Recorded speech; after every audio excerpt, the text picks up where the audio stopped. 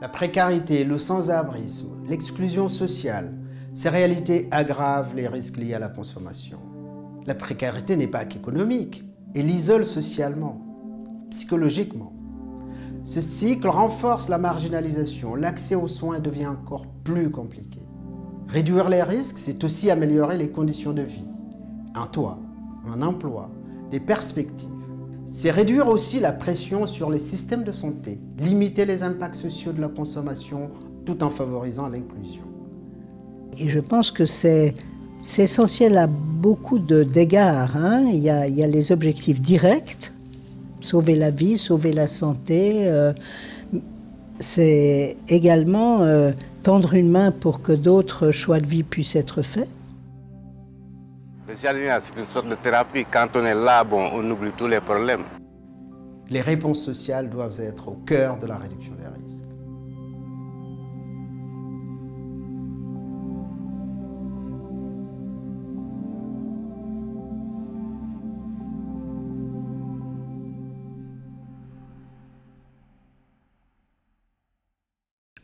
En France, on a un paradoxe qui fait que le logement est un droit fondamental qui est censé être garanti par tout le monde. On a un système social qui est ancien, qui repose sur la solidarité et qui propose des services à la population, des services gratuits, d'hébergement, de mise à l'abri.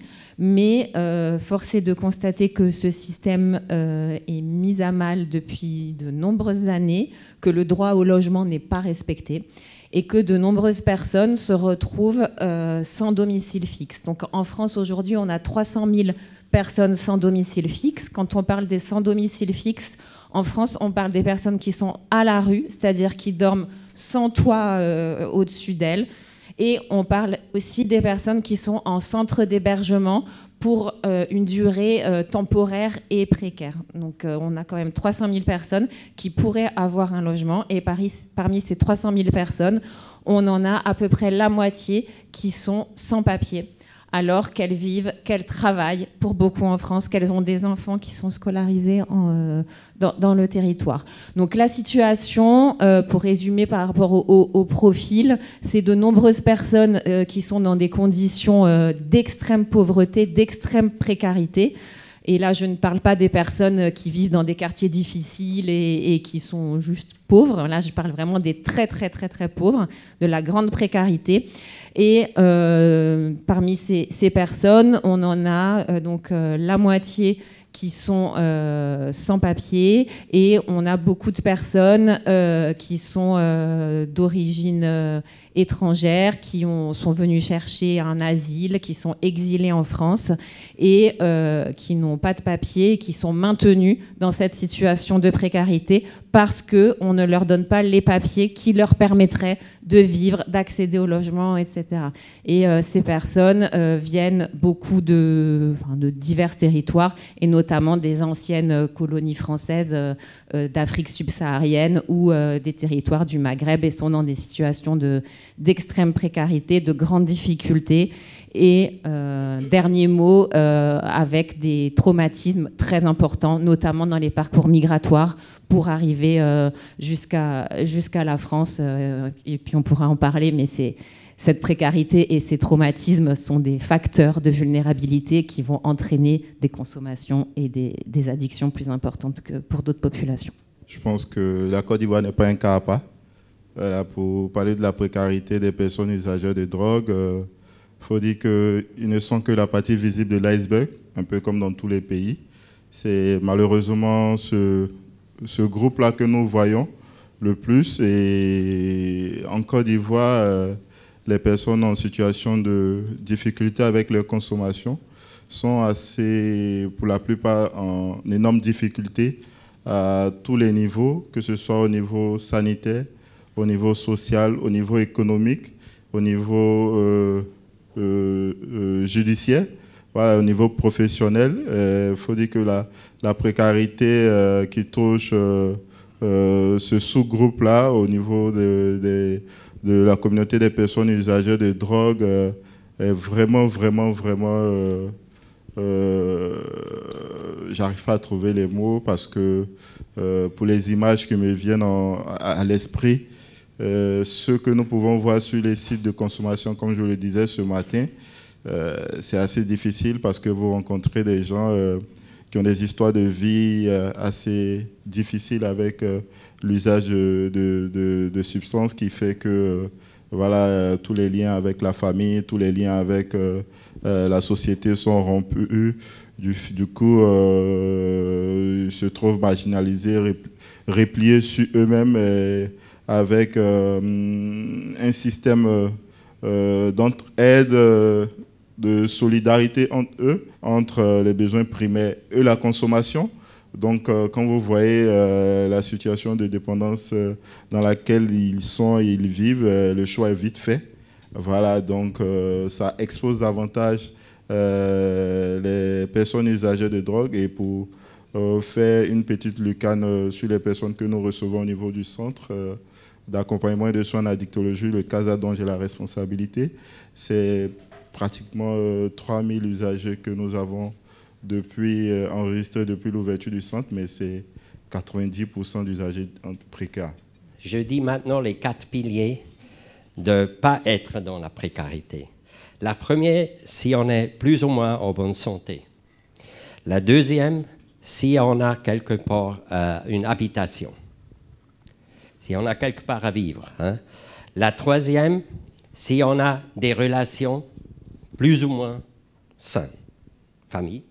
La quatrième, si on a un travail qui est payé. Ça, c'est plus ou moins en vie sans précarité. Maintenant, nos usagers, partout au monde qui vivent en dehors des structures, ont des problèmes de santé, problèmes de tout. Hein? Nous, en Suisse et aussi, je pense, dans d'autres pays, la santé, on va résoudre. On a vu avec la médicalisation ce matin. L'habitation, vous dites, ici, en Afrique, c'est résolu. Vous avez les familles, plus ou moins. Mais chez nous, c'est difficile, mais ce n'est pas tellement difficile, l'habitation. Qui est plus ou moins les relations, il y a des thérapies familiales, tout ça, c'est fait. Mais le plus difficile, c'est que tu peux travailler quelque part et tu es rémunéré. C'est le plus difficile. Et chez nous, 100% des personnes usagers ont ce problème. Et on va parler maintenant de l'économie, hein, que j'ai un travail et que je veux faire quelque chose. Et pour ça, tous sont chez nous qu'on traite dans la précarité. Un type de la banque qui consomme de la cocaïne, il va venir chez nous ici, mais c'est tout. Il a résolu ça, il a résolu ça. Donc, pour ça, il ne va pas venir chez nous. Voilà. Il faut vivre en Suisse. Jacob nous a bien expliqué ce qu'est la précarité en mettant en avant les conditions structurelles. Pour parler du modèle de la Côte d'Ivoire, il faut dire que ces 4 piliers, si on veut suivre l'explication de Jacob, sont vraiment inexistants. Parce que l'absence de services, enfin, d'accès aux services de soins de santé déjà primaires, j'ai envie de dire, la situation des sans domicile fixe, la situation de difficulté d'avoir un emploi, et le 4e pilier, pardon, le travail. Voilà, la rupture du lien avec la famille, avec les amis, tout ça. Voilà, accroît la situation de vulnérabilité de nos usagers en situation de précarité. Donc, pour parler de notre contexte et puis un peu du contexte de la sous-région pour tous les pays, parce que c'est pareil, dans les structures de santé, il ne pourra pas bénéficier de ces droits, ce qui fait que pour les personnes usagères de drogue, l'accès aux soins de santé et aux services de santé est vraiment, vraiment compliqué si elles ne sont pas accompagnés par des professionnels voilà, qui ont des accès qui ne pourraient pas leur arriver, c'est vraiment compliqué. Les liens entre précarité et addiction et en quoi l'un peut influencer ou pas l'autre. Et c'est vrai que la précarité est un facteur de vulnérabilité. Et comme tout facteur de vulnérabilité et tout déterminant sociaux de santé, va aggraver les risques de consommation et les risques d'avoir une addiction. Et ça, c'est vraiment important d'avoir ça en tête. Le premier levier, le premier facteur pour garantir la santé des personnes, c'est d'avoir un toit au-dessus de la tête. Et c'est vraiment le logement. Et je pourrais y revenir après, mais en fait, si on veut changer le système et si on veut améliorer la vie des gens, il faut leur permettre d'avoir une vie digne, avec un logement, avec un toit sur la tête. Et c'est comme ça qu'on peut avoir accès à la santé. Et c'est ce qu'on appelle, nous en France, le logement d'abord, et qui existe dans d'autres pays aussi. Et en fait, c'est d'abord un logement et ensuite le reste viendra. On prend dans les mains, nous, l'intégration économique et sociale. Nous. Donc, on doit devenir un entrepreneur. Je vous donne des exemples. À Berne, par exemple, dans mon quartier, j'ai acheté, à travers de contacts, un magasin de nourriture bio, parce que c'était foutu. Donc là, il y a 20 personnes, 20 usagers qui travaillent chaque jour. Et dans le quartier, on ne sait même plus que ce sont des usagers. En Suisse, il y a beaucoup de bicyclettes. Il y a beaucoup de bicyclettes. Et nous, on aime les bicyclettes, on fait la mobilité. Il faut aller dans cette direction ici. Ces bicyclettes, après 10 ans, sont un peu mal foutues. Donc les gens comprennent, comme vous comprenez aussi les nouveaux mobiles, donc ils comprennent des nouveaux bicyclettes. Ces bicyclettes sont récoltées par une boîte sociale où il y a des usagers là-dedans. Et ces milliers de bicyclettes sont mis dans un container et envoyés dans des pays comme le Burkina. C'est ici, le Burkina. Hein? Donc, au Burkina Faso, ils arrivent, ces bicyclettes, et il y a des petites entreprises où les vulnérables personnes, usagers, etc., apprennent à réparer. Et après, ces bicyclettes sont vendues à très peu. Par rapport à l'accès au logement, un premier déterminant pour créer un environnement favorable pour la santé des personnes, c'est vrai que la solution, ça serait de donner un toit et un logement en dur avec des clés et un bail à tout le monde. Ce qui est possible, hein, ce qui est un investissement, une volonté politique. Mais là, je vais vous donner 2 exemples qui démontrent qu'on peut trouver des solutions intermédiaires le temps de mettre en place cet environnement favorable avec un logement pour tous. Le premier, c'est un programme qui s'appelle Un chez soi d'abord, qui existe depuis 2010 en France, avec au départ 4 sites expérimentateurs. Et je me rappelle que Sharon y participait pour Paris. Et donc l'idée d'Un chez soi d'abord, c'est de dire les personnes qui sont à la rue depuis 10 ans, depuis 15 ans, qui ont des troubles psychiatriques et ou des addictions, on va arrêter de les faire naviguer d'un centre d'hébergement à l'autre, d'un service à l'autre, d'un hôpital. On va leur donner un logement, un vrai logement avec les clés, avec le bail. Et une fois qu'ils ont ce logement, on met en place les services adaptés à leurs besoins en fonction de ce qu'ils veulent. Donc ça peut être des visites de médecins, des visites d'infirmiers, des visites de travailleurs sociaux. Seulement une chose que je trouve très intéressante, dans les années 80, c'est la première fois que notre institution a refait une maison, ou maintenant les bureaux, avec les usagers. C'était refait avec les usagers.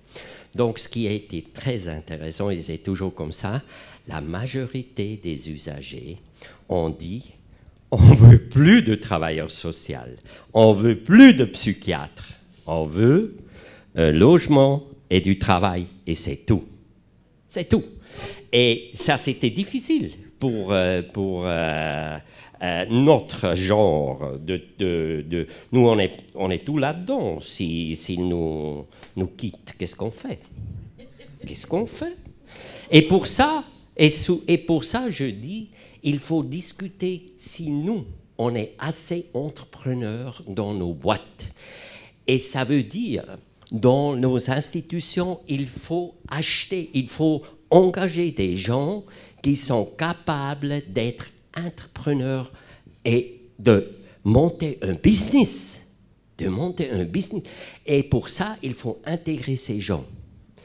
Et la grande question pour moi, c'est qu'est-ce que c'est le business qui va jouer chez vous? C'est ce que c'est le business qui va jouer en France? Qu'est-ce que c'est le business? Et après, mon rêve, c'est on devient un...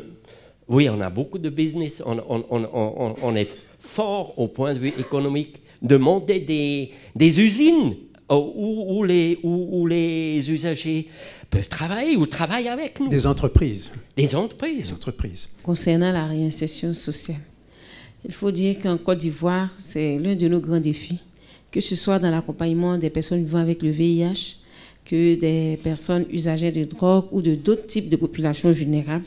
La question de la réinsertion professionnelle à travers un entrepreneuriat est un gros défi. Parce que parfois, l'histoire raconte qu'il y a eu des financements dans ce sens, mais qui malheureusement n'ont pas pu aboutir. Je pense que le docteur Zawi l'a suffisamment expliqué. Donc parfois, c'est ce que je recommande et ce à quoi nous sommes en train de nous orienter, c'est de pouvoir peut-être former ces personnes, parce que généralement, ils ont des métiers. Ils ont déjà des métiers de base, certains sont calligraphes, d'autres même chauffeurs. Donc en Côte d'Ivoire, à travers le service juridique, on délivrait des permis de conduire à certains qui en avaient déjà la capacité et qui, pour des raisons ou une autre, ont perdu leur permis. On procédait au renouvellement de ce permis de conduire pour leur permettre de reprendre leur métier de chauffeur, de conducteur, de taxi ambulant. Il y a d'autres aussi qui sont des couturiers. On peut renouveler sa machine. Un coiffeur, on peut lui acheter une tondeuse. Voilà. Pour ça, c'est plus pratique que de donner de l'argent pour un commerce qui ne va certainement pas aboutir à cause de la situation de précarité. La prise en charge globale, je pense qu'on ne doit pas penser à la réinsertion après le traitement. Je pense que c'est quelque chose qui doit être vu même en amont de la prise en charge. Dès le début, on doit prendre en compte cet aspect-là. C'est pourquoi nous, au CEPIAT, quand le patient vient ouvrir un dossier, autant il voit l'addictologue, le médecin généraliste, mais il voit aussi le travailleur social qui va documenter la situation sociale du patient. Et c'est à partir de cette documentation-là qu'on va faire réfléchir et proposer des activités. C'est pourquoi ces activités de convivialité, ce n'est pas des choses qui tombent comme ça. C'est le choix des patients. C'est eux qui ont dit, on veut un poulailler. On va chercher des moyens pour construire le poulailler, pour l'équiper et leur confier ça à la gestion. Le jardin, c'est comme ça, c'est leur demande. L'atelier de couture, de batik, etc., c'est leur demande. Ce n'est pas nos créations, nous. Maintenant, ce qui manque, parce que les patients aussi, en 2017, si vous vous souvenez bien, ceux qui sont au CEPIAT, on a organisé un atelier de réinsertion, où on les a appuyés pour qu'ils puissent monter leur business plan, monter des projets, élaborer des CV pour aller déposer, parce qu'en ce moment-là, il y avait des agences. Il y a toujours ces agences-là, la DER est là, des agences qui financent ces groupes. Mais vous savez, on est au Sénégal, quoi. Il y a des aspects politiques, mais aussi par rapport à nos... c'est ce que je disais à Mme Thioune, nos assistants sociaux aussi ne font pas le job qui est attendu d'eux. Je le dis, c'est dommage, quoi. Mais le travail qu'on attend d'eux, on ne le fait pas. Ils sont trop hospitaliers. Et je pense qu'il faut qu'ils apprennent à aller vers les autres, accompagner les usagers, à être financés, à avoir... Ils avaient tous des projets, hein? Des projets par rapport à l'agriculture, des projets par rapport à beaucoup de choses. Je risque d'être... Non, c'est pour dire qu'il y a des choses que nous devons faire nous-mêmes. Nous ne devons pas être hospitalo-centriques Et ça, j'en appelle au chef du service social central de l'hôpital. Le consommateur de drogue, je peux même prendre mon exemple. Moi qui ai vécu dans la rue, j'étais stigmatisé, discriminé. Mais quand j'ai commencé à travailler au niveau du CEPIAT, le regard a commencé à changer. On a ici le modèle de la réduction de risque intégrale. Et on a parlé beaucoup sur la santé. C'est ce que je pense. On a parlé beaucoup aussi sur les relations familiales, etc. On n'a pas beaucoup parlé sur le logement. C'est bien ce qu'on a parlé aussi sur le logement. Et moi, j'insistais beaucoup à la question de travail. Et c'est clair, c'est l'usager décide où et comment il veut travailler. Il n'y a pas de programme de force. Mais mon expérience, et je l'ai écouté maintenant de 3 personnes usagers, mon expérience partout au monde, les usagers me disent « J'aimerais travailler quelque part où je gagne quelque chose et j'ai une identité. » Et je reste sur ça. Merci. Alors, on aura compris que la réinsertion socio-économique est fondamentale parce que ça permet aux usagers de drogue de retrouver un statut dans la société, mais aussi de regagner un certain estime de soi. Mais c'est un ensemble de facteurs qu'il faut prendre en compte et qui sont liés à la santé, qui vont être liés à des conditions structurelles, mais plus la précarité qu'il faut prendre en charge, mais toujours en s'adaptant aux besoins des communautés, que ce soit pour la santé, les soins, les préventions, mais aussi pour réduire leur vulnérabilité sociale. Donc, et pour aller plus loin, peut-être que parfois réinsérer socio-économiquement, ça dépasse la vocation d'une structure de soins, mais il faut continuer à chercher les alliances. On a parlé de la multisectorialité, mais aussi engager surtout la société civile sur ces questions. Voilà, merci.